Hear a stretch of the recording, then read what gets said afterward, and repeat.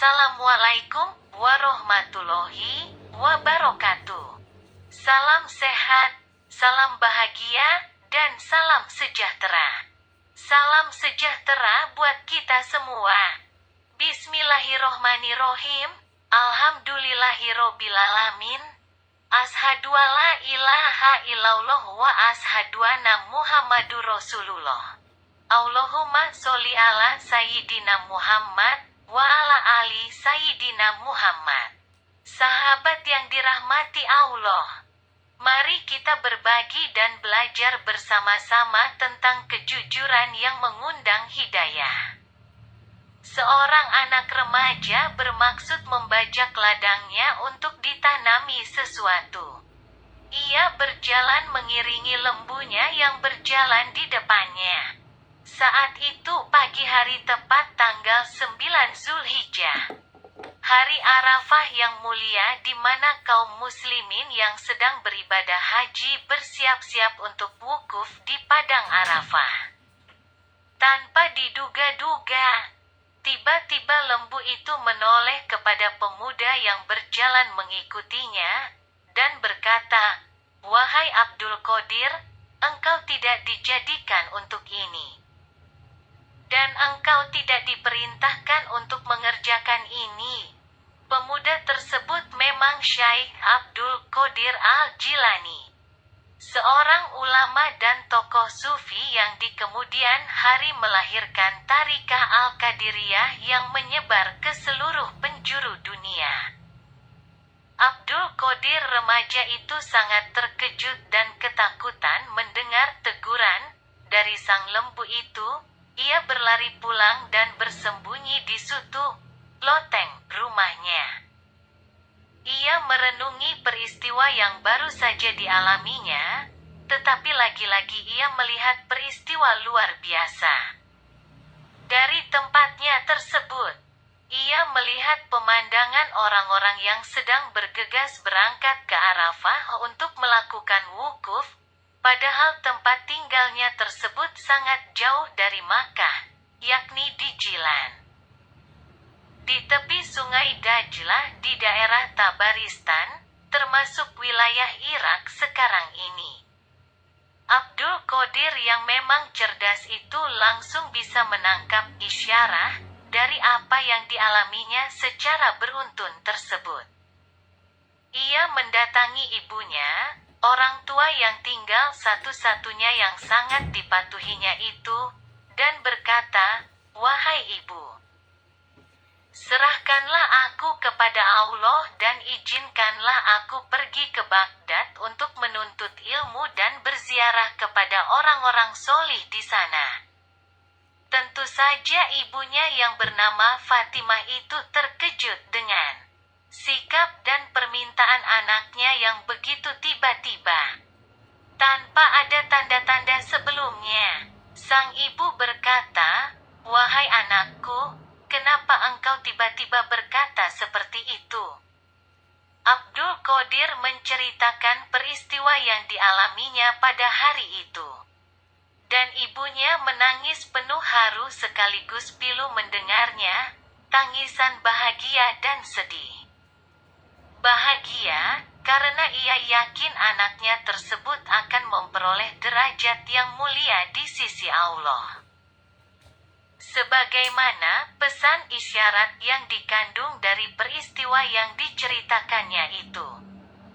Sedih, karena ia harus berpisah dengan putra kesayangannya itu, dan belum tentu akan bertemu di kemudian hari. Tetapi sebagai seorang ibu yang solihah, ia merasa bahwa sudah merupakan kehendak Allah anaknya akan menjalani kehidupan terpisah dengan dirinya, karena itu ia harus merelakan dan meridhoinya.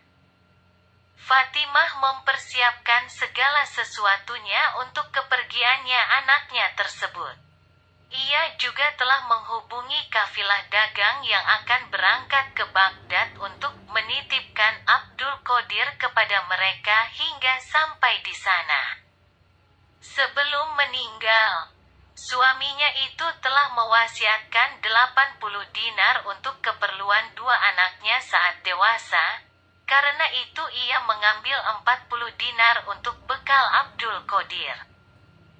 Ia membuat saku rahasia pada bajunya di bagian bawah ketiaknya, dan meletakkan uang tersebut dan menjahitnya sehingga tidak mungkin jatuh atau hilang dari baju anaknya.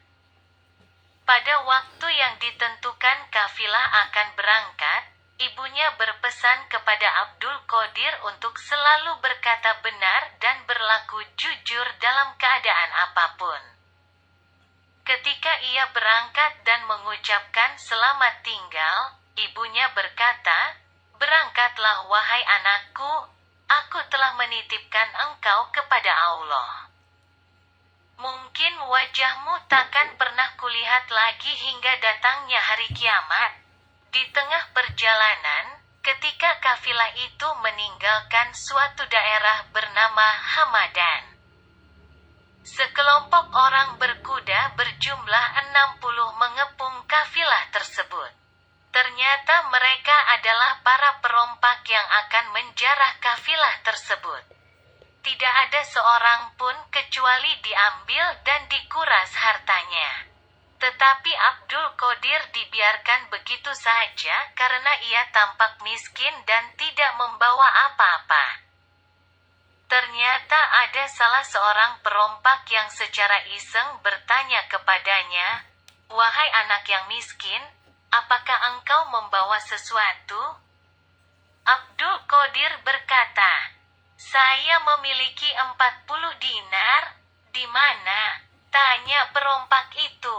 "Terjahit di dalam saku di bawah ketiakku." Tampaknya perompak itu menganggap Abdul Qadir bergurau atau hanya mengejek. Karena itu ia tidak mempercayai atau menanggapinya secara serius. Bisa dimaklumi, dinar adalah uang emas. 1 dinar itu hampir 4 gram emas dengan kadar 22 karat. Kalau 40 dinar, berarti hampir 160 gram emas. Dengan kurs sekarang, seandainya 22 karat harganya sekitar 250 ribu rupiah. Berarti senilai 40 juta rupiah.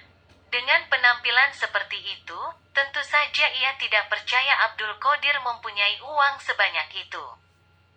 Beberapa orang perompak lain yang melihatnya sempat menanyakan hal yang sama, dan Abdul Qadir tidak pernah merubah jawabannya. Ketika para perompak berkumpul di depan pimpinannya, mengumpulkan hasil jarahannya, sang pemimpin berkata, "Apakah harta mereka sudah kalian ambil?" "Sudah semua, hanya saja ada seorang pemuda yang tampak miskin mengaku memiliki 40 dinar. Tetapi saya tidak mempercayainya." Beberapa perompak lainnya juga menyatakan hal yang sama, maka sang pemimpin memerintahkan agar ia didatangkan. Abdul Qadir dihadapkan kepada sang pemimpin, yang langsung berkata, "Kau membawa apa?" Lagi-lagi ia memberikan jawaban yang sama seperti sebelumnya, maka sang pemimpin memerintahkan anak buahnya untuk menggeledahnya. Mereka menemukan 40 dinar itu tepat seperti yang dikatakan Abdul Qadir. Sang pemimpin tampak tercenung tak percaya melihat anak muda di depannya.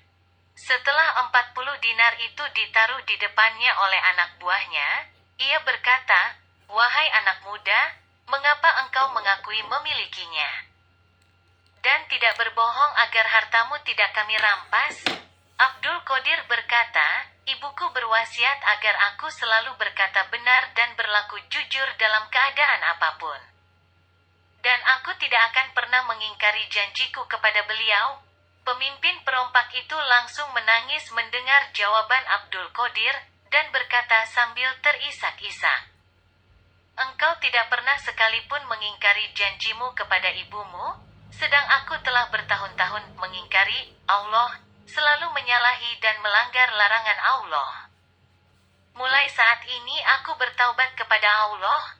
Para anak buahnya yang memang ikut terperangah kagum dengan kejujuran Abdul Qadir itu, berkata kepada pimpinannya, "Engkau adalah pemimpin kami dalam kejahatan, perompakan. Maka engkau adalah pemimpin kami pula dalam bertaubat. Para perompak yang bertaubat itu mengembalikan hasil jarahannya kepada kafilah tersebut, dan mengakui Abdul Qadir yang masih muda. Bahkan belum mulai menuntut ilmu itu sebagai gurunya dalam kebaikan karena kejujurannya. Semoga Allah Subhanahu wa Ta'ala selalu memberikan Anda dan keluarga semuanya kesehatan, kebahagiaan. Keluarga yang sakinah mawadah warohmah, kemudahan dalam segala urusan, rezeki yang banyak dan barokah, ilmu yang bermanfaat, sukses dunia akhirat. Selalu dalam lindungan Allah Subhanahu wa Ta'ala dimanapun kalian semua berada. Amin ya Rabbal Alamin.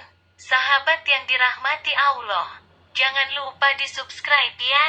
Demikian kisah motivasi ini. Semoga bermanfaat. Ada kekurangan dan kesalahannya mohon dimaafkan.